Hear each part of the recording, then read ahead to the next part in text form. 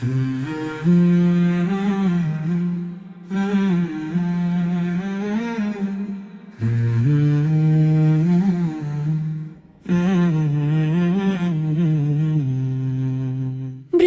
ভেজা এক বিকেলে ডাক পিয়ন এলো দ্বারে, একটি পুরনো চিঠি হাতে, নামটি লেখা আমারে।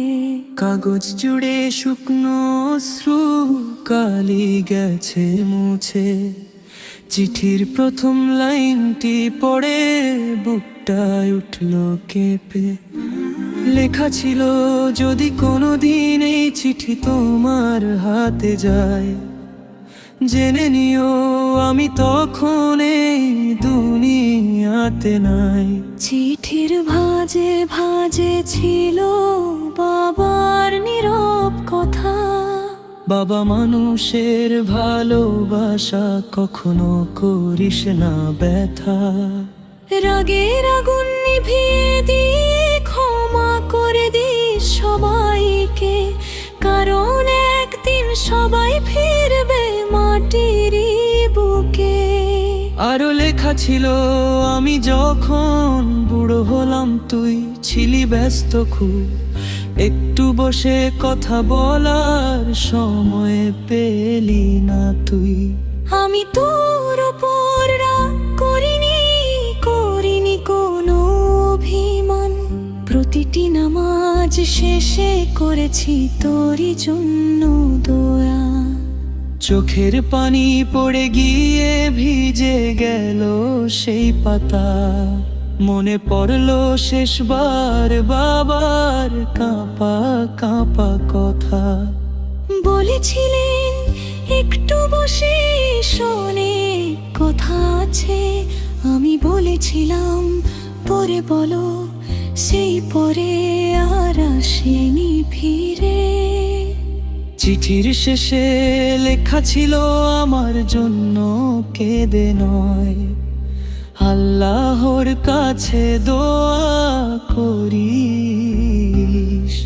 যদি কখনো আমার কবরের পাশ দিয়ে যাস, একটু কুরআন পড়ে দিস, এতে আমি খুশি হব।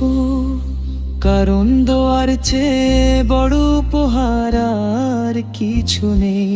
চিঠিটা বুকে চেপে ধরে ছুটে গেলাম কবরস্থানে। মেঘলা আকাশ কাঁদছিল সেদিন আমারই সঙ্গে। কবরের পাশে বসে শুধু বললাম নীরব স্বরে, বাবা আমি দেরি করেছি, আমাকে ক্ষমা করো। বাতাস তখন ধীরে ধীরে ছুঁয়ে গেল মুখখানি, মনে হলো বাবা যেন বলছেন মুচকি হেসে, ক্ষমা তো আগেই করেছি, তুই শুধু আল্লাহকে ধর। মা বাবার দোয়া ভুলিস না, এটাই জীবনের নূর। সেদিন থেকে বদলে গেল আমার জীবনের পথ, ফজরের আগে উঠি এখন করি রবের ইবাদত। অসহায় মানুষ দেখলে থামি বাড়াই সাহায্যের হাত, কারণ বাবার শেষ চিঠিটাই বদলে দিল আমার রাত। আজও যখন বৃষ্টি নামে মনে পড়ে সেই দিন, চিঠি প্রতিটি শব্দ যেন কাঁদায় প্রতিক্ষণ। যাদের বাবা মা এখনো আছেন, সময় দিও আজ, চলে গেলে আর ফিরবে না সেই ভালোবাসার সাজ।